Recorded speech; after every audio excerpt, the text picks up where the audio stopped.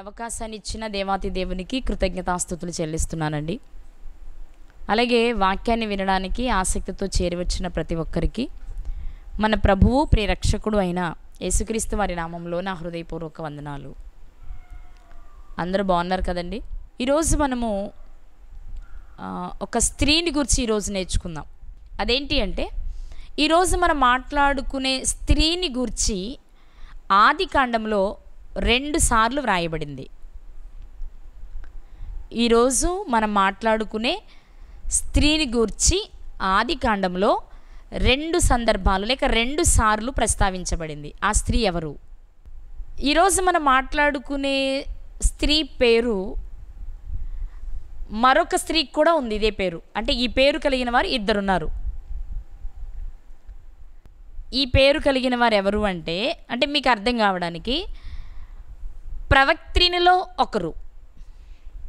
ఈ పేరు కలిగిన వారు అంటే ఈరోజు మనం మాట్లాడుకునేవారు కాదు, ఈ పేరు కలిగిన వారు 2 ఉన్నారు కదా. ఈరోజు మనం మాట్లాడుకుంటున్న స్త్రీ ఎవరు అంటే దెబోరా గారు. ఆమె ఎవరు? ఆమెను గురించి ఎందుకు వ్రాయబడింది? ఆమె జీవితం మనకెలా ఉపయోగపడుతుంది? చాలా క్లుప్తంగా నేర్చుకోవడానికి ప్రయత్నం చేద్దాం.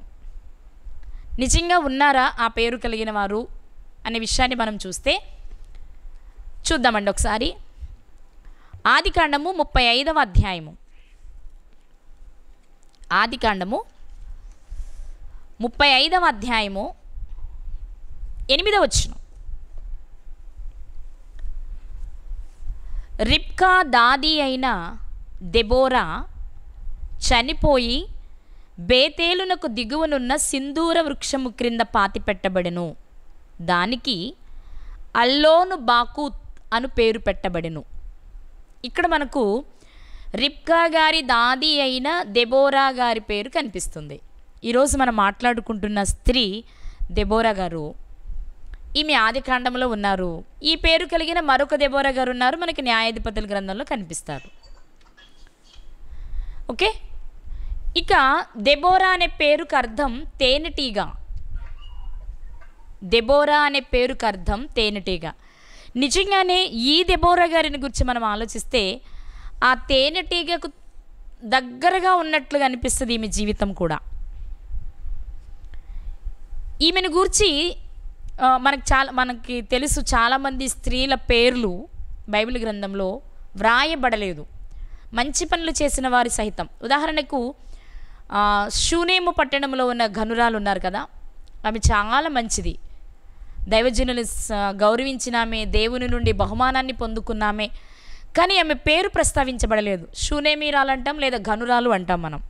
కానీ రిబ్కా గారి దాది అయిన దెబోరా గారి పేరు ఎందుకు వ్రాయబడింది? ఈ గ్రంథంలో దేవుడు ఆమెను గూర్చి వ్రాయడం వెనుక ఆంతర్యం ఏంటి అనేది కొంచెం ఆలోచన చేద్దాం. దెబోరా అనే పేరుకు అర్థం తేనెటీగ అని చెప్పాను. తేనెటీగ చేసే పనేంటి అంటే పువ్వులలో ఉన్న మకరందాన్ని సేకరించి తేనె తుట్టు అంటారా పట్టు అంటారా దానిలో నిల్వ చేస్తుంది. చేయటమే కాదు, ఆ తేనెను దానిలోనికి సమకూర్చిన తర్వాత దాన్ని కాపలా కాస్తూ ఉంటుంది. ఇది తేనెటీగ పని. తేనెటీగ చేసే పనేంటి అంటే అనేక పువ్వులలో ఉన్న మకరందం అంతటినీ ఒక చోటికి తెచ్చి దాన్ని కాపలా కాసే పని ఆ తేనెటీగది. ఆ తేనె కొరకు ఎవరైనా ప్రయత్నం చేస్తే తన శక్తి కొలది పోరాటం చేస్తుంది. అందుకే చూడండి, తేనెటీగలు ఉంటే తేనె తీసేటప్పుడు చాలా భయపడతాం, చాలా జాగ్రత్తలు తీసుకుంటాం మనం. తేనె మనకు అవసరం, కానీ దాని చుట్టూ ఈగలు ఉంటాయి కాబట్టి, తేనెటీగలు ఉంటాయి కాబట్టి మనకి చాలా భయం. దాని ముళ్ళు చాలా భయంకరంగా ఉంటాయి, నొప్పిని కలిగిస్తాయి. అందుకే చాలా జాగ్రత్తలు తీసుకుంటాం మనం ఆ తేనె తీసుకోవాలి అనుకుంటే. అయితే ఈ దెబోరా గారి జీవితం కూడా అలాంటిదే అని చెప్పొచ్చు. ఎలా అంటే మనం చదువుకున్న భాగంలో ఈ దెబోరా గారు ఎవరు అంటే రిబ్కా గారికి దాది. రిబ్కా గారికి దాది మీకు తెలుసు కదా. రిబ్కా గారు అంటే ఎవరో కాదు, ఇస్సాకు గారి భార్య, అబ్రాహాము గారి కోడలు, యాకోబు ఏసావు గారులకు తల్లి. ఈ రిబ్కా గారికి దాది అట ఈ దెబోరా గారు. అసలు దాది పనేంటి అని గనక మనం ఆలోచన చేస్తే బైబిల్ గ్రంథంలో దాదీలను గురించి చాలా విషయాలు రాయబడ్డాయి. మనకు తెలిసిన దాదీల గురించి కనుక మనం ఆలోచన చేస్తే మొదటిగా మనకు కనిపించేది ఎక్కడ అంటే దాది అనే పేరు కనిపించగానే మనకు గుర్తొచ్చే విషయాలు కొన్ని ఉంటాయి. అలాంటి వాటిల్లో ఒక విషయం లేక 1-2 సందర్భాలు మనం జ్ఞాపకం చేసుకోగలిగితే, మోషే గారి టైంలో మనం మాట్లాడతాం. మోషే గారిని తన తల్లి జమ్ము పెట్టెలో పెట్టి నైలు నదిలో వదిలినప్పుడు ఫరో కుమార్తె చూడటం జరుగుతుంది. ఆ సందర్భంలో ఆ పిల్లవాణిని లేక మోషే గారిని తన తల్లి దగ్గరకు చేర్చడానికి మిరియాము గారు ఆలోచించిన విధానం కానీ లేక మిరియాము గారు చెప్పిన సమాధానం కానీ మనం చూస్తే చాలా ఆశ్చర్యం అనిపిస్తుంది. ఇదిగో మా కన్యకల్లో లేకపోతే మా ఇశ్రాయేలు ప్రజల్లో బిడ్డలను కోల్పోయిన తల్లులు చాలామంది ఉన్నారు, నేను ఎవరైనా ఒక తల్లిని పిలుచుకురానా అని అడగరు మిరియాము గారు.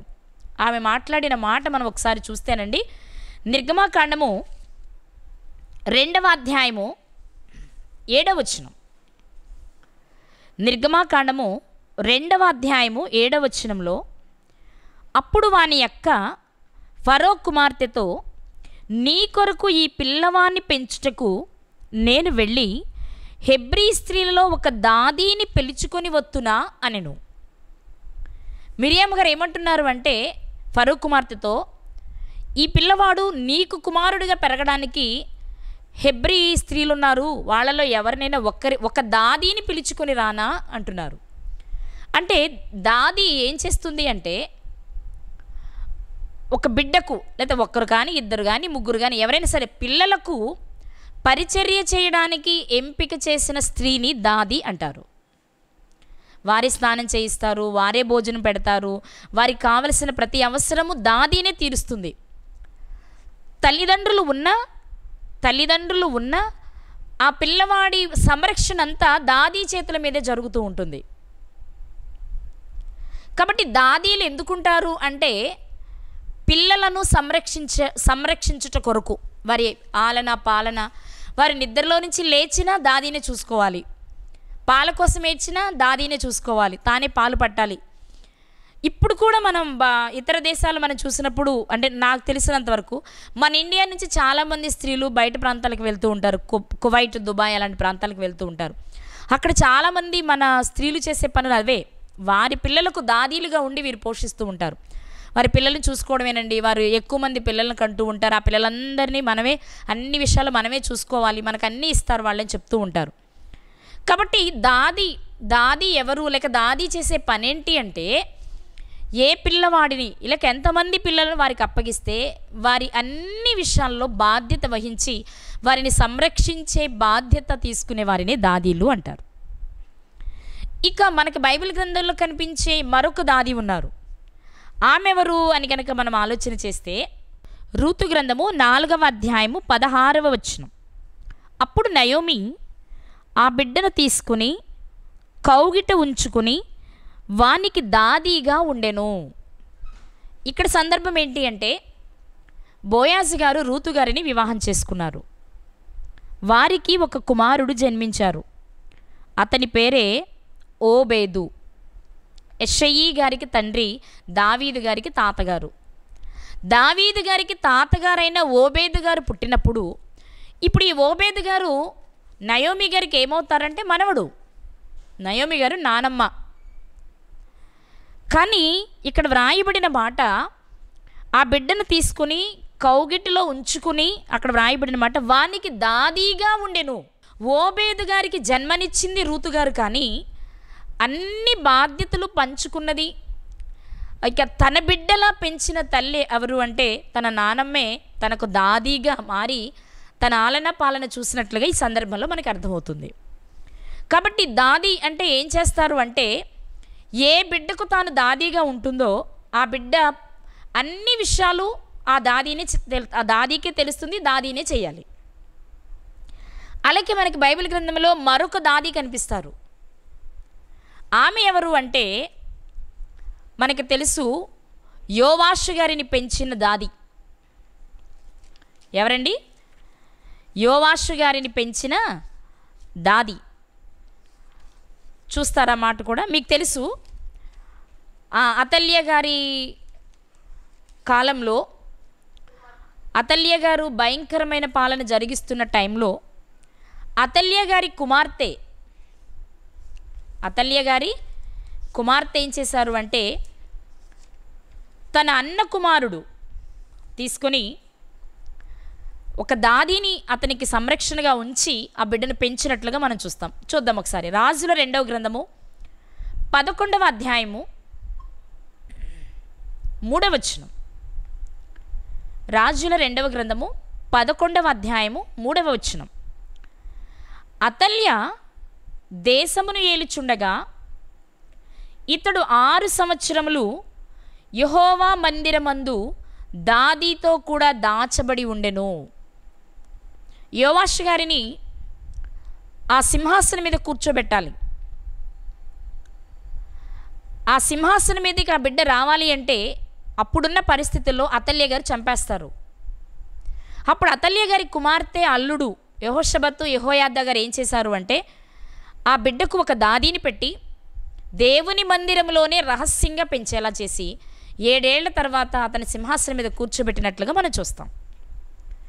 కాబట్టి ఇక్కడ మనం ఆలోచించవలసిన విషయం ఏంటి అంటే మనకు కనిపిస్తున్న 3వ దాది యోవాషు గారిని పెంచినామే. ఈ దాది చాలా జాగ్రత్తగా పెంచబట్టే దావీదు గారి సింహాసనం మీద ఒక వ్యక్తి ఉండడానికి అవకాశం కలిగింది. ఈ దాది సరిగా పెంచకపోతే ఆ సింహాసనం మీద ఉండవలసిన వ్యక్తి ఉండేవారు కాదు. కాబట్టి మనకు కనిపిస్తున్న 3వ దాది ఎవరు అంటే యోవాషు గారిని పెంచినామే. ఇక మరొక దాది ఉన్నారు మనకి. ఆమె ఎవరు ఒకసారి చూద్దాం. సమూయేలు 2వ గ్రంథము 4వ అధ్యాయము 4-5 వచనాలు. సమూయేలు 2వ గ్రంథము 4వ అధ్యాయము 4-5 వచనాలు. సౌలు కుమారుడగు యోనాతానుకును కుంటివాడగు కుమారుడు ఒకడుండెను. సౌలు గారి కుమారుడు యోనాతాను గారు. యోనాతాను గారి కుమారుడు ఒకతనున్నారు, అతను కుంటివాడట. యెజ్రెయేలు నుండి సౌలును గూర్చియు యోనాతానును గూర్చియు వర్తమానము వచ్చినప్పుడు వాడు 5 ఏండ్ల వాడు. ఎవరు? యోనాతాను గారి కుమారుడు. వాని దాది ఎందుకు అతను కుంటివాడయ్యారో ఇక్కడ చెప్తూ ఉన్నారు. మీ అందరికీ తెలిసిన విషయమే. వాని దాది వానిని ఎత్తుకొని పరుగున పారిపోగా వాడు పడి కుంటివాడాయను. వాని పేరు మెఫీబోషెతు. ఇక్కడ మనకు మరొక దాది కనిపిస్తున్నారు. ఎవరామె అంటే మెఫీబోషెతు గారిని పెంచిన దాది. ఈ 5 దాదీల జీవితంలో నుండి మనకు అర్థమయ్యే విషయం ఏంటి అంటే ఒక స్త్రీ ఎప్పుడైతే దాదీగా మారుతుందో, అంటే తల్లి పెంచడం వేరు. ఇక్కడ మీరు గమనించాల్సింది ఏంటంటే తల్లి పెంచితే దాది అనం. మరి మీకు డౌట్ రావచ్చు, మరి మోషే గారిని పెంచితే తల్లే కదండి అని. ఆమె తల్లి అని రాణికి ముందు తెలియదు కదా, ఫరో కుమార్తెకి తెలియదు. కాబట్టి ఇక్కడ దాది అని చెప్పవలసి వచ్చింది. కన్న తల్లి పెంచడం కాకుండా మిగిలిన ఎవరైనా సరే కన్న తల్లిలా చూడగలిగితే వారిని దాదీలు అంటాం. ఆ ప్రేమను పంచాలి, ఆ సంరక్షణనివ్వాలి. మనం గమనిస్తాం కదా, అతల్య దేశమంతటిని నాశనం చేస్తున్న సమయంలో యోవాషు గారికి దాదీగా ఉండి మందిరంలో ఆ బిడ్డ ఆలన పాలన చూస్తుందంటే ఒకవైపు తన ప్రాణాన్ని గుప్పెట్లో పెట్టుకొని మరొకవైపు యోవాషు గారిని చూస్తుండాలి. అలాగే మెఫీబోషెతు గారి జీవితాన్ని కనుక మనం ఆలోచిస్తే సౌలు గారు చనిపోయారు, యోనాతాను గారు కూడా చనిపోయారు. వారు చనిపోయారు అనే వర్తమానం వచ్చినప్పుడు వాళ్ళ వారసునిగా మెఫీబోషెతుని ఎక్కడ చంపేస్తారు అనుకుని దాది పరిగెత్తుతుంది. ఆవిడ ఎంత పరిగెత్తితే ఎంత ఎత్తులో నుండి ఆ బిడ్డ పడిపోతే 5 ఏళ్ల వయసులో అతని కాళ్ళు కుంటివవుతాయి. మీరు గమనించాలి. అంటే ఒక దాది ఎలా ఉంటుంది అంటే తన ప్రాణాన్ని అడ్డు పెడుతుందన్నమాట తను సంరక్షించే వ్యక్తికి. అక్కడ తన సుఖాన్ని, తన శ్రేయస్సుని, తన ప్రాణాన్ని చూసుకోదు. తన ప్రాణాన్ని అడ్డం వేసైనా సరే ఎదుటివారి ప్రాణాన్ని చూడాలి అనుకుంటుంది. అంటే అంత ప్రేమ చూపిస్తుంది ఒక దాది తాను పెంచే బిడ్డ విషయంలో. అది చేశారు కదా. యోకేబెదు గారిని చూసినా మనకు అదే కనిపిస్తుంది, లేకపోతే నయోమి గారిని చూసినా మనకు అదే కనిపిస్తుంది. అలాగే ఇక్కడ మెఫీబోషెత్ గారిని పెంచిన ఆమెనా, యోవాషు గారిని పెంచిన ఆమెనా మనం చూస్తే నిజంగానే వారి ప్రాణప్రదంగా పెంచారు వాళ్ళు. అంటే ప్రాణ గండం ఉంది, లేకపోతే ప్రాణానికి నష్టం ఉంది అనుకునే సందర్భాల్లో కాకుండా మిగిలిన వారేమో ప్రాణప్రదంగా పెంచితే, మిగిలిన వారందరూ తమ ప్రాణాలను అడ్డుపెట్టి వారిని పెంచినట్లుగా మనకు కనబడుతుంది. అంటే ఒక దాదిని మనం ఎలా చెప్పొచ్చు అంటే ఈక్వల్ టు కన్న తల్లి. ఇంకా ఎలా చెప్పొచ్చు అంటే ఒక త్యాగశీలి. దాది అనగానే ఏదో పని మనిషి అన్నట్లు కాదు, చేసేది పనే, లేకపోతే ఆ ఇంటిలో పని మనిషే, ఆ బిడ్డకు సేవ చేయడమే. కానీ కేవలం సేవకురాలుగా మాత్రమే పనిచేస్తే వారిని దాదీలు అనలేం. సేవకురాండ్రే అంటాం. సేవకురాలైనా కన్న తల్లిలా చూడగలిగిన వారిని దాదీలు అంటారు. కన్న తల్లిలా చూడాలి. నిజంగా ఏ తల్లైనా సరే తన బిడ్డల విషయంలో తన ప్రాణం పోతున్నా సరే, నేను చనిపోయినా పర్వాలేదు నా బిడ్డ బ్రతకాలనే కోరుకుంటుంది. ఇది వాస్తవం. ఎన్నో చూస్తున్నాం మనం వార్తల్లో ఈ మధ్యకాలంలో. నా బిడ్డను బ్రతికించండి, నాకేముంది, నేను లోకాన్ని చూశాను, నా నిందను పోగొట్టుకున్నాను, నా బిడ్డ బ్రతకాలి, లోకాన్ని చూడాలి, గొప్పవాడు అవ్వాలని కోరుకున్న తల్లుల్నే మనం చూస్తాం. అందుకే తల్లి అంటేనే త్యాగమూర్తి. తల్లి అంటేనే త్యాగమూర్తి. అది కొన్నిసార్లు అందరిలా బయట పెట్టొచ్చు, పెట్టలేకపోవచ్చు. బయట పెట్టకపోవడం వలన పిల్లలకు అర్థం కాకపోవచ్చేమో, కానీ తల్లి చేసే త్యాగం ఏ తల్లైనా మ్యాక్సిమం అలాగే చేస్తారు, వారికి ఉన్న పరిధిలో, వారికి ఉన్న పరిస్థితులను బట్టి. ఈ రాత్రి మనం ఎందుకు దాదీని గురించి ఎన్ని విషయాలు నేర్చుకుంటున్నాము అంటే, రిబ్కా గారి దాది అయిన దెబోరా గారి గురించి మనం మాట్లాడుకుంటున్నాం. ఏంటి అంటే, గొప్ప గొప్ప చరిత్రలు కలిగిన వారి పేర్లు వ్రాయబడకపోయినా రిబ్కా గారి దాదీని గురించి దేవుడు వ్రాయించారు. ముఖ్యంగా ఆమె మరణాన్ని గురించి వ్రాయించారు. ఏంటి ఈమె ఎవరికి దాది అంటే, రిబ్కాకు దాది అయిన అనే మాట కనిపించింది కదా. అంటే బహుశా రిబ్కా గారు ఈ దాది చేతుల్లోనే పెరుగుంటారు. మరలా చెప్తున్నాను, రిబ్కా గారు ఈ దాది చేతుల్లోనే పెరుగుంటారు. రిబ్కా గారు దెబోరా గారి చేతుల్లో పెరిగారు. అంటే తల్లి లేదా, ఉన్నారు, కానీ మరి అక్కడున్న పరిస్థితులు ఏంటో మనకు తెలియదు. కానీ ఈమె పెంచుంటారు. దాది అనే పదం వాడబడింది అంటే దెబోరా గారే రిబ్కా గారిని పెంచుంటారు. అయితే ఏంటంట, ఎవరైనా ఒకటే కానీ మీరు అనుకోవచ్చు. కాదండి, నేను ఇక్కడ ఏం చెప్పాలనుకుంటున్నానంటే, కన్న తల్లి ఎలాగో ఈ దాది కూడా రిబ్కా గారిని అంత జాగ్రత్తగా పెంచారు అని మనం అర్థం చేసుకోవచ్చు.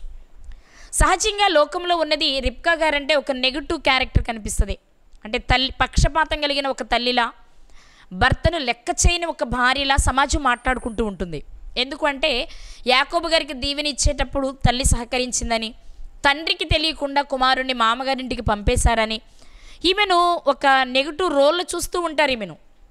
కానీ వాస్తవం ఆలోచిస్తే ఆల్రెడీ మనం చెప్పుకున్నాం రిబ్కా గారిని గురించి. రిబ్కా గారు ప్రారంభం నుండి కూడా మనం చూసుకుంటూ వస్తే ఆమె జీవితం ఏంటి అని చూస్తే, అబ్రహాము గారి దాసుడు ఇస్సాకు గారికి వివాహం చేయాలనుకున్నప్పుడు అమ్మాయిని తీసుకురావడానికి వెళ్ళారు. ఆయన ఊరి గవిని దగ్గర ఉండగానే, బయట బావి దగ్గర ఉండగానే మోకరించి ప్రార్థన చేసి దాసుడు అనుకున్న మాట ఏంటి అంటే, నా యజమానుని కుమారునికి భార్య అయ్యే అబ్బాయి ఈ బావి దగ్గరకు రావాలి, వచ్చినప్పుడు నేను మంచినీళ్ళు ఇమ్మని అడుగుతాను, నాకు మాత్రమే దాహాన్ని తీర్చమని అడుగుతాను. అప్పుడు ఆమె నా దాహం తీర్చి నాతో పాటు నా పశువులకు దాహాన్ని తీర్చగలిగితే ఆ అమ్మాయే నా యజమానుని కుమారునికి భార్య అని నేను ఫిక్స్ అయిపోతాను అని ఆయనే ఒక గుర్తు పెట్టుకున్నారు, ప్రార్థన చేశారు. ఆ తర్వాత జరిగింది మనకు తెలుసు. రిబ్కా గారు కడవాసి చంకన పెట్టుకుని రావడం, ఈయన వెళ్ళి మంచినీళ్ళు ఇమ్మని అడగడం, ఆమె ఈయన పశువులకు నీళ్లు పోయడం మనం చూస్తాం. అక్కడ మనం ఏం నేర్చుకున్నాము అంటే, పశువులను దయతో చూసే మంచి మనసు ఎవరిది అంటే రిబ్కా గారిది. ఈ మనసు ఎలా వచ్చింది అంటే ఖచ్చితంగా దాది పెంపకంలో వచ్చి ఉండాలి. పశువులను కూడా దయతో చూసే మంచి మనసు రిబ్కా గారికి ఎలా వచ్చి ఉంటుంది అని ఆలోచన చేస్తే, ఈమె ఎక్కువ శాతం దాది చేతుల్లో పెరిగారు కాబట్టి ఆ మంచి విషయాలు ఎవరు నేర్పుండాలి? దెబోరా గారే నేర్పుండాలి, దాదీనే నేర్పుండాలి. కాబట్టి రిబ్కా గారు పశువులను దయతో చూసే మంచి గుణము కలిగిన ఆమె. నిజంగా ఒక్కొక్క మనం చూస్తాం కదా, ఒంటెలకు నీళ్లు పోసినప్పుడు ఒక్కొక్క ఒంటెంట సుమారు 10 లీటర్ల నుంచి 20-30 లీటర్ల నీళ్లు తాగి నిల్వ ఉంచుకుంటుందట లోపల. అలాంటిది 10 ఒంటెలు వెళ్ళాయి. మరి ప్రతి ఒంటెకు నీళ్లు పోయడానికి లోతైన బావిలోనికి దిగి కడవతో ముంచి ఆ గాడిలో నీళ్లు పోస్తుంది అంటే చాలా లెక్కలు కడతారు. అంత చెయ్యాలి అంటే ఓర్పు ఉండాలి, సహనం ఉండాలి. అది ఆమెకు పుష్కలంగా ఉంది అని చెప్తూ ఉంటారు పెద్దలు. ఇంత సహనం, ఇంత ఓర్పు, ఇంత ప్రేమ, ఇంత గౌరవం, అలాగే దాసునితో మాట్లాడే విధానం, దాసుడు అడిగిన ప్రశ్నలకి సమాధానం చెప్పే విధానం, ఇవన్నీ మనం చూసినప్పుడు ఆమె పెంపకం చాలా బాగుంది అనడానికి ఆస్కారం ఉంది. అలా బాగుండడానికి కారణం ఎవరు అంటే మాత్రం ఈ రాత్రి ద్వారా మనకు తెలుస్తున్న విషయం దెబోరా గారి పెంపకం. దెబోరా గారు తనకు దాదీగా ఉన్నప్పటికీ మంచి అలవాట్లు కలిగిన అమ్మాయిగా, పెద్దలను గౌరవించడం కానీ, పశువుల పట్ల దయ చూపడం కానీ, ఇలాంటి మంచి అలవాట్లు, మంచి లక్షణాలు కలిగిన అమ్మాయిగా రిబ్కా గారు పెరగడానికి దాదీ గారి పాత్ర చాలా ఉంది. ఇక రిబ్కా గారి జీవితంలో కష్టం వచ్చినా, సుఖం వచ్చినా, మంచి జరిగినా, చెడు జరిగినా అన్నీ తానే ఉండి దగ్గరుండి జరిగించినట్లుగా మనం చూస్తాం. మీరు అనుకోవచ్చు, మరి ఈమె మరణించిన సందర్భమే కదండి మనకు ఆదికాండంలో కనిపించింది, మీరు 2 సందర్భాలు అన్నారు కదా, మరో సందర్భం ఎక్కడుంది అని మీరు అడిగితే ఇప్పుడు చూద్దాం ఒకసారి. ఆదికాండము 24వ అధ్యాయము, ఆదికాండము 24వ అధ్యాయము 59వ వచనం. కాబట్టి వారు తమ సహోదరి అయిన రిబ్కాను, ఆమె దాదీని, అబ్రాహాము సేవకుని, అతనితో వచ్చిన మనుషులను సాగనంపినప్పుడు, ఆమెను గూర్చి మనకి పేరు కనిపించదు కానీ ఇక్కడ ఆమెను గూర్చి కనిపిస్తుంది. ఏమని అంటే, దాసుడు ఇంటికి వెళ్ళారు, వాళ్ళు భోజనం పెట్టాలనుకున్నారు, నేను వచ్చిన పని జరగక మునుపు నేను భోజనం చేయనన్నారు. దాసుడు విషయం కనుక్కున్నారు. ఇప్పుడు రిబ్కా గారిని ఆ దాసునితో పంపించాలి. తల్లి సోదరుడు అడిగారు ఇంకో 10 రోజులు ఉంచొచ్చు కదా అని. అయినా మా అమ్మాయిని అడుగుతాము, ఆమెకి ఇష్టమైతే మీతో పంపిస్తామన్నప్పుడు రిబ్కా గారు అడిగారు, నువ్వు ఆ మనుషులతో కూడా వెళ్తావా అన్నప్పుడు ఆమె అంగీకరించారు వెళ్ళడానికి.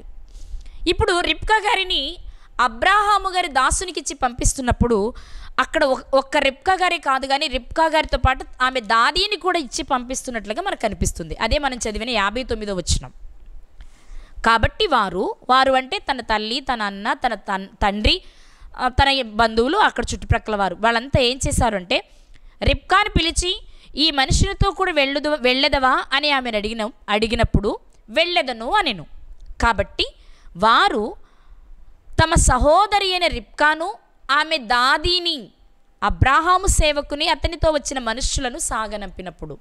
ఇప్పుడు మీరు గమనించాలి, రిబ్కా గారి దాదీ అయిన దెబోరా గారు అక్కడ ఉన్నప్పుడు, అంటే పుట్టింటి దగ్గర ఉన్నప్పుడు, వివాహ వయసు వచ్చే వరకు మాత్రమే మంచి చెడు చూడటం కాదు, రిబ్కా గారితో పాటు అబ్రాహాము గారి ఇంటికి కూడా వచ్చారామె.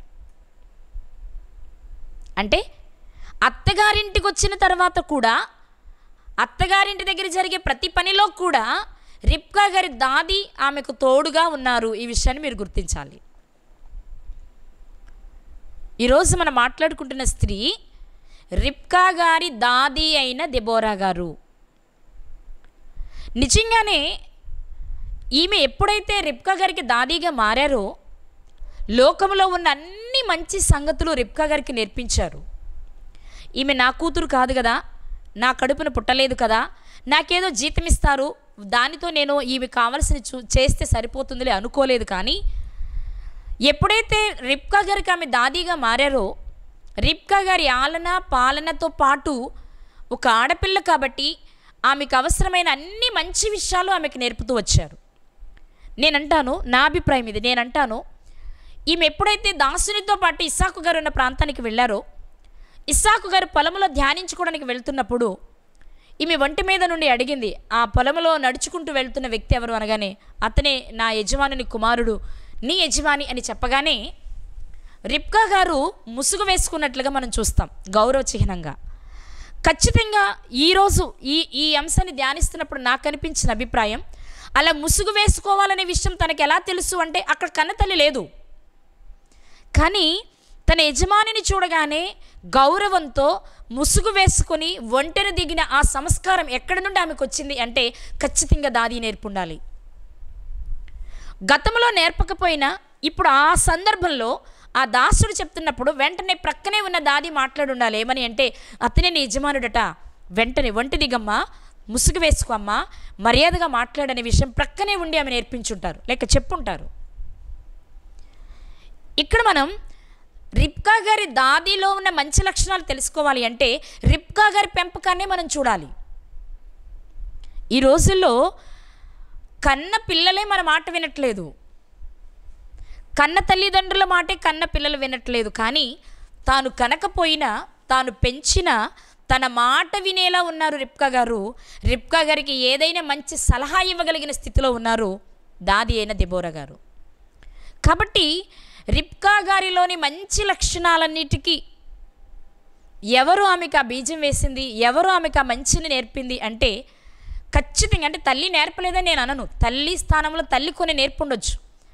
కానీ ఆ అత్తగారింటికి వెళ్ళగానే నీ భర్త ఎదురొస్తాడు, నువ్వు దిగాలి, ముసుగు వేయాలి, ఇవన్నీ తల్లి నేర్పారా లేదో, కానీ ఆన్ ది స్పాట్లో ఉన్నటువంటి దెబోరా గారు మాత్రం ఖచ్చితంగా చెప్పుండాలి ఆ మంచి లక్షణం. ఇక బైబిల్ చరిత్రలోనే మనం ఎక్కడ చూడం, తన భర్తను చూడగానే ముసుగు వేసుకున్న స్త్రీలను ఎవరిని చూడం, ఆమెను చూస్తాం. ఆమెను చూస్తున్నామంటే ఖచ్చితంగా ఆ లక్షణం, ఆ మంచితనాన్ని అలవాటు చేసిన స్త్రీ ఎవరు అంటే దెబోరా గారు. మనకి మరొక దెబోరా గారు కనిపిస్తారు కదా, ఇశ్రాయేలు ప్రజలను చక్కగా నడిపించినటువంటి ఒక న్యాయాధిపతి మరియు ప్రవక్త్రి అయిన దెబోరా గారి జీవితాన్ని మనం చూస్తాం. ఆమెకేమి తీసిపోరు ఈ దెబోరా గారు కూడా. ఆమె ఇశ్రాయేలు ప్రజలందరికీ నాయకురాలై న్యాయం తీరిస్తే, ఈమె ఇశ్రాయేలు ప్రజలకు మూలపిత్రుడైన అబ్రహాము గారి ఇంటికి కోడలుగా వెళ్తున్న ఆమెకు మంచిని నేర్పిన స్త్రీ, చాలా మంచి విషయాలు నేర్పిన స్త్రీగా మనకు కనిపిస్తారు. ఇక దీన్ని బట్టి మనం ఆలోచించవచ్చు, రిబ్కా గారి జీవితంలో పుట్టింటిలోనైనా మెట్టినింటి దగ్గర అయినా సరే ఏ సలహా కావాలి అయినా రిబ్కా గారు ఎవరిని అడుగుంటారు? బాగా చదువు కాబట్టి, బాగా అలవాటైన మనిషి కాబట్టి ఎవరిని అడుగుతారు? ఖచ్చితంగా రిబ్కా గారు దాదీనే అడుగుతారు. ఇక చిన్ననాటి నుండి తన చేతుల్లో ఎత్తి పెంచడమే కాదు, తన చేతులతో వివాహం చేశారు, తన చేతులతోనే పురుడు పోసుంటారు, తన చేతులతోనే ఎన్నో విషయాలు జరిగించుంటారు ఈ దాది రిబ్కా గారికి. అందుకే ఈ దాది అయిన దెబోరా గారు మరణించిన సందర్భాన్ని దేవుడు బహుశా పరిశుద్ధ గ్రంథంలో వ్రాయించడానికి ఇష్టపడి ఉంటారు. ఎందుకు అంటే ఒక దాది ఎలా ఉండాలో దానికి మంచి బెస్ట్ ఎగ్జాంపుల్ ఎవరు అంటే దెబోరా గారు అనమాట. అందుకే ఆమె జీవితాన్ని గురించి దేవుడు ఈ గ్రంథంలో వ్రాయించడానికి ఇష్టపడ్డారు. అలాంటి ఈమె బేతేలులో మరణించారు. ఈ దెబోరా గారు ఎక్కడ మరణించారు అంటే బేతేలు దగ్గర మరణించారు. బేతేలుకు దిగువనున్న సింధూర వృక్షము కింద ఆమెను సమాధి చేశారు. నిజంగా ఈమె మరణం, ఈమె సమాధి, ఆ సమాధి తర్వాత ఆ వృక్షానికి పెట్టిన పేరు ఒకే వచనంలో దేవుడు వ్రాయించారు ఈ అధ్యాయంలో. మరలొకసారి ఆ వచనాన్ని చూద్దాం. ఆదికాండము 35వ అధ్యాయము 8వ వచనం. ఆదికాండము 35వ అధ్యాయము 8వ వచనంలో, రిబ్కా దాది అయిన దెబోరా చనిపోయి బేతేలునకు దిగువనున్న సింధూర వృక్షము క్రింద పాతిపెట్టబడెను, దానికి అల్లోను బాకూత్ అను పేరు పెట్టబడెను. ఇప్పుడు మనం ఒక్కసారి గమనిస్తే ఇక్కడ మనకి రెండు విషయాలు అర్థమవుతాయి. ఈ 35వ అధ్యాయంలో జరుగుతున్న సన్నివేశాలు ఏంటి అంటే, యాకోబు గారు మామగారింటి నుండి తిరిగి వస్తున్న సందర్భం. యాకోబు గారు మామగారి ఇంటి నుండి తిరిగి వస్తున్న సందర్భం, మరలా తిరిగి బేతేలుకు వస్తున్న సందర్భం. ఈ సందర్భాన్ని వ్రాస్తూ ఈ దెబోరా గారి మరణాన్ని గురించి, ఆమె సమాధిని గురించి వ్రాయించారు. మనం ఇలా చదివితే మనకేమనిపిస్తుందంటే, ఈ దెబోరా గారు యాకోబు గారితో పాటు లాబాను గారింటికి వెళ్ళుంటారా అనిపిస్తుంది. నా మాట అర్థమైందండి మీకు? మనం ఇందాక 24వ అధ్యాయంలో చదువుకున్న విషయాన్ని బట్టి రిబ్కా గారితో పాటే వచ్చినట్టు మనకు కనిపిస్తుంది. కానీ 35వ అధ్యాయంలో చదువుతున్నప్పుడు ఈ దెబోరా గారు యాకోబు గారితో పాటు మరలా బేతేలుకు వస్తున్న దారిలో మరణించినట్టు కనిపిస్తుంది. అంటే యాకోబు గారితో పాటు మరలా ఈమె వెళ్ళారా, లేకపోతే ఆ రిబ్కా గారిని ఇక్కడ విడిచిన తర్వాత వెనక్కి వెళ్ళిపోయారా? లేకపోతే ఈమె ఎప్పుడు మరణించిందో మనకు తెలియదు, కానీ బేతేలును గురించి వ్రాయిస్తున్నప్పుడు బేతేలులో ఉన్న విశేషమైన విషయాలలో ఒక విషయంగా ఈ సందర్భాన్ని వ్రాయిస్తున్నారా అంటే ఇందులో ఏది తీసుకోవడానికైనా ఆస్కారం ఉంది. ఎందుకుంది అంటే మనకు తెలిసినంత వరకు మామగారింటికి వెళ్ళింది యాకోబు గారు ఒక్కరే, ఒంటరిగా వెళ్ళినట్లుగానే మనకు కనిపిస్తుంది. మరి అయితే ఆయన ఒంటరిగా వెళితే ఈమె ఎప్పుడు వెళ్ళారంటే ముందే వెళ్ళుండొచ్చు, లేదా తర్వాత వెళ్ళుండొచ్చు, మనకు తెలియదు. ఇక రెండో విషయం ఏంటి అంటే నాకు అర్థమైనంత వరకు ఈ అధ్యాయంలో వ్రాస్తున్న సంగతులలో దేవుడు 35వ అధ్యాయంలో యాకోబు గారితో ఏం చెప్తున్నారు అంటే, తన మామగారి ఊరిలో నీవు మరలా నీ తండ్రి ఇంటికి వెళ్ళిపో, బేతేలుకు వెళ్ళిపో, నేనున్నాను నీకు తోడుగా, నేను నీకు అన్ని రకాలుగా సహాయం చేస్తా, నువ్వు వెళ్ళిపో అని చెప్పారు. ఆయన బయలుదేరి వస్తూ ఉన్నారు. ఎక్కడికి వస్తున్నారంటే ఇప్పుడు ఆ బేతేలుకి రావాలి. ఇప్పుడు బేతేలు దగ్గరికి రావాలి కాబట్టి బేతేలును గురించి మాట్లాడుతూ ఈ విషయం చెప్పినట్లుగా అనిపిస్తుంది. మనం చదువుకుంటే మాత్రం 6వ వచనం నుండి 15వ వచనం వరకు. ఇది యాకోబు గారు తన మామ ఇంటి నుండి తండ్రి ఇంటికి వస్తున్న సందర్భం. కానీ ఇందులో 6వ వచనం నుండి 15వ వచనం వరకు మాత్రం వస్తున్న సందర్భమే కానీ గతంలో జరిగిన విషయాలు వ్రాస్తున్నట్లుగా మనకు అనిపిస్తుంది.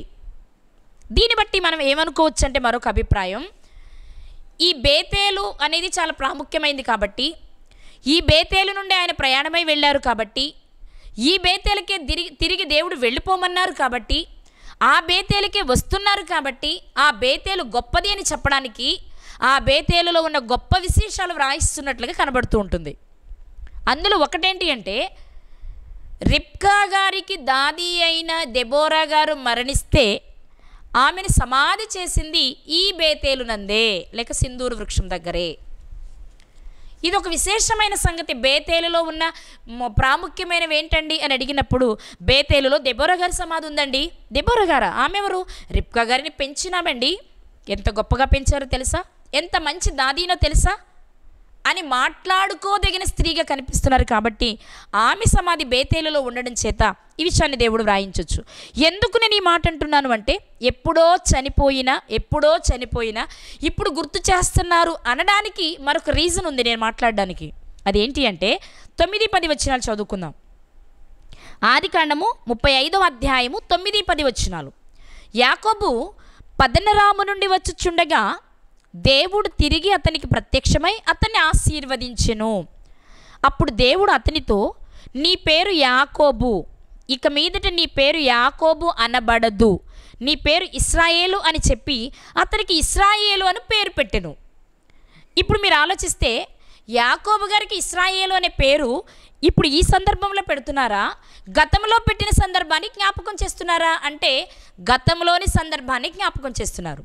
మనం చూస్తాం కదా, ఆదికాండము 32వ అధ్యాయము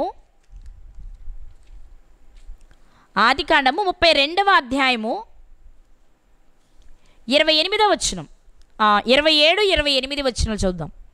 32వ అధ్యాయము 27-28 వచనాలలో ఆయన నీ పేరేమని అడుగగా అతడు యాకోబు అని చెప్పాను.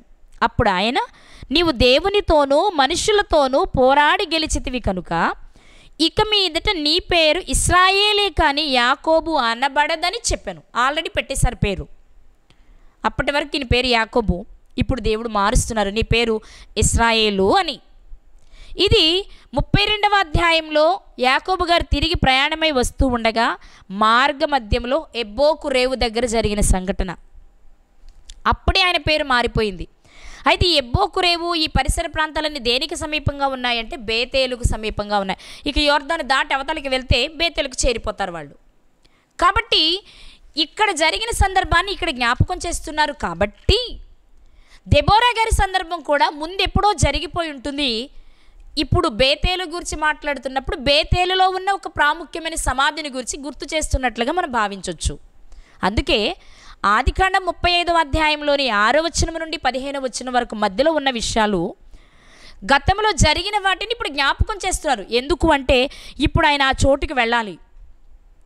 ఆయన బయలుదేరినప్పుడు ఒక రాత్రి ఒక రాయి తలగడగా చేసుకుని పడుకుంటే ఒక కలలో ఒక నిచ్చెనను చూస్తారు కదా యాకోబు గారు. ఉదయమే లేచి ఆయన తలగడగా చేసుకున్న రాయిని నిలిపి దానికి నూనె పోసి ప్రతిష్ఠించి బేతేలని పేరు పెట్టారు.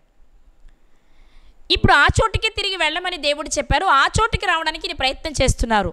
కాబట్టి ఆ ప్రాంతానికి ఉన్న ప్రాముఖ్యతను తెలుపుతూ ఈ విషయాలన్నీ ఇప్పుడు దేవుడు చెప్తున్నట్లుగా మనం ఇక్కడ అర్థం చేసుకోవాలి.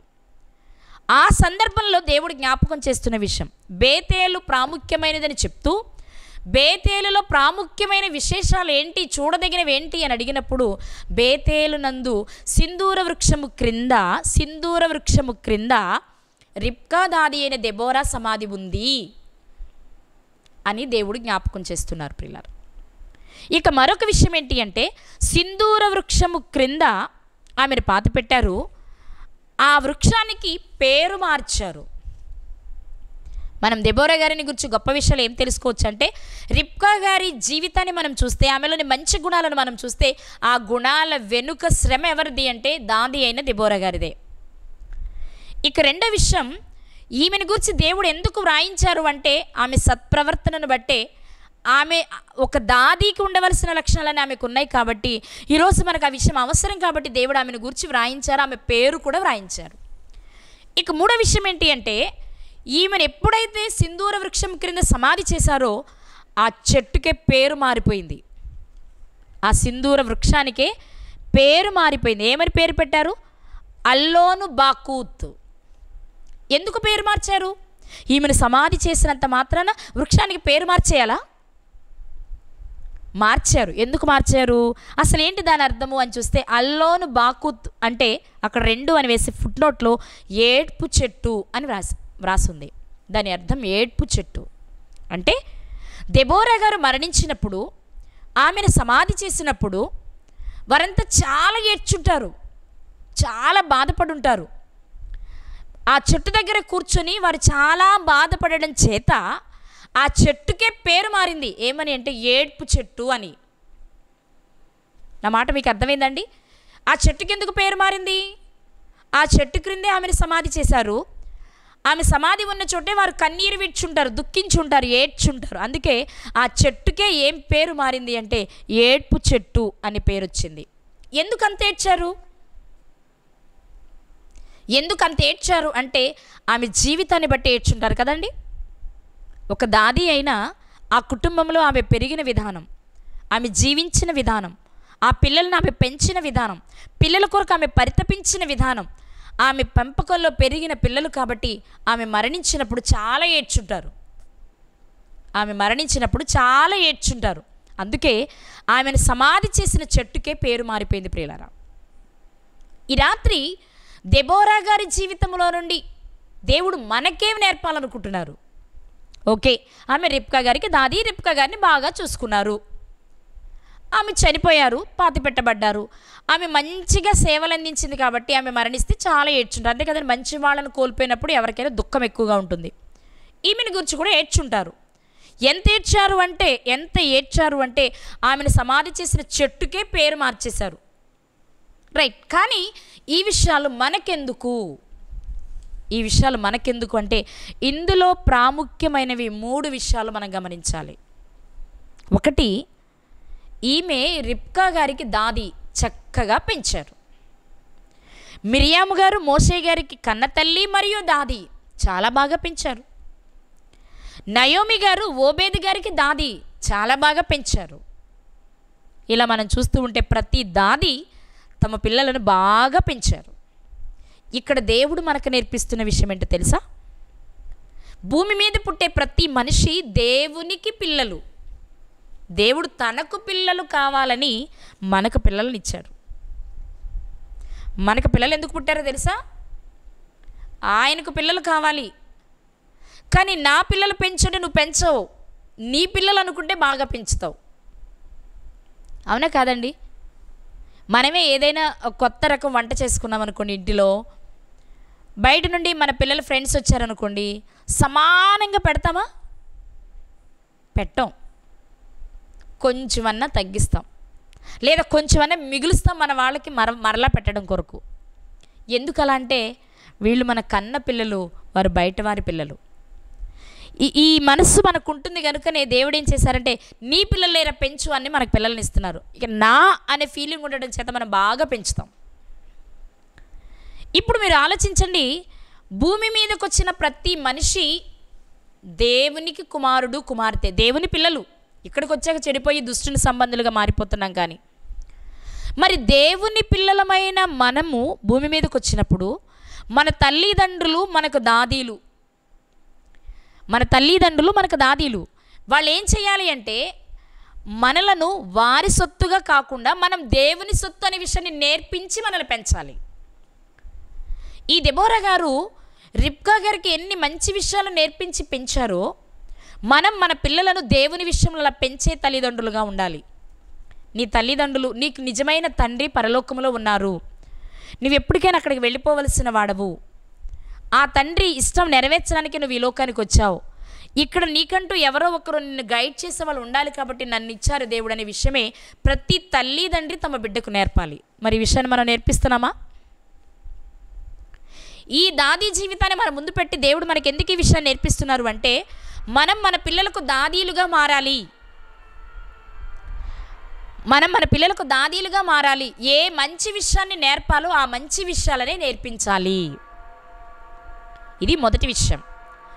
ఇక రెండో విషయం ఏంటి అంటే ఎప్పుడైతే దేవుని చిత్త ప్రకారం నువ్వు నీ పిల్లల్ని పెంచుతావో దేవుని కొరకు, అప్పుడు నీ మరణం ఆయన దృష్టిలో విలువైనది.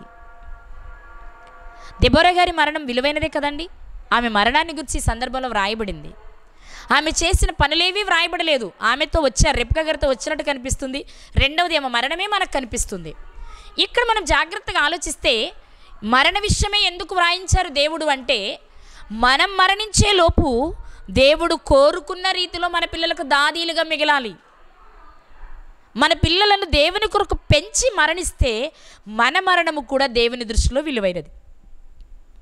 నీతిమంతుల మరణం దేవుని దృష్టిలో విలువైనది. కాబట్టి దెబోరా గారు చాలా మంచి ప్రవర్తన కలిగిన స్త్రీ కాబట్టి ఆమె మరణాన్ని దేవుడు వ్రాయించారు. ఆ రెండవ సందర్భం ద్వారా మనం ఏం నేర్చుకోవాలి అంటే మనం మరణించినప్పుడు అది దేవుని దృష్టిలో విలువైనదిగా ఉండాలి. ఇక ఇందులోనే మరొక సంగతి ఏంటి అంటే మనం మరణిస్తే మనపూర్వకంగా మన గురించి ఆలోచించేవారు, బాధపడేవారిని కొంతమందినైనా మనం సంపాదించుకోవాలి. అయ్యో మమ్మల్ని వాక్యంలో నడిపించిన వారిని మేము ఇవాళ కోల్పోయామే,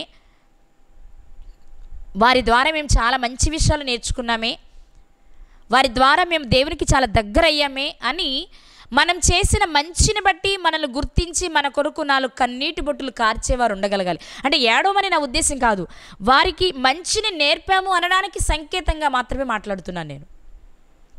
ఇక్కడ సింధూర వృక్షానికి ఏడ్పు చెట్టు అని పేరు రావడానికి కారణం ఏంటి అంటే ఇంత గొప్పగా పెంచి మేము మరణించినప్పుడు అందరూ కన్నీరు విడిచారు. మనం మరణించినప్పుడు కూడా మనం మంచి చేసి మరణిస్తే మన మరణాన్ని 10 మంది గుర్తిస్తారు, ముఖ్యంగా దేవుడు గుర్తించేలా ఉంటుంది.